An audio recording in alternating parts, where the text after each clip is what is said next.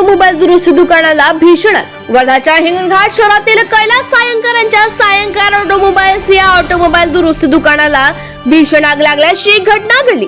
आगीने काही वेळातच रौद्र रूप धारण केल्यामुळे दुकानातील साहित्य व वाहन दुरुस्तीचे साहित्य जळून खाक झाले आहेत। यात लाखो रुपयांचे नुकसान झाल्याची घटना समोर येते आहे।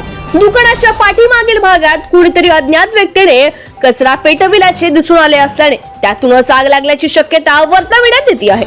मात्र आगीचे नेमके कारण चौकशीनंतरच स्पष्ट होणार आहे। आग पाहण्यासाठी नागरिकांची मोठी गर्दी जमली। हिंगणघाट अग्निशमन यंत्रणा घटनास्थळी दाखल होत आग विझवण्याचे प्रयत्न केले गेले आहे।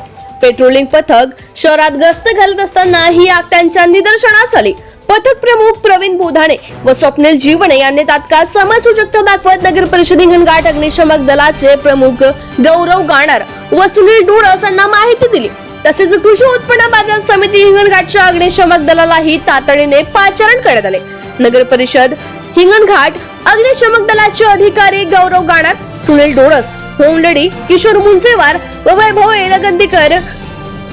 वैभव एलगंदेवार तसेच कृषी उत्पन्न बाजार समितीच्या अग्निशमक दलातील विनोद मंडलवार, वैभव मात्रे, आकाश महल्ले, राहुल कोटफडे व महेश चेनेवार यांनी अथक प्रयत्न करीत आगीवर नियंत्रण मिळवले।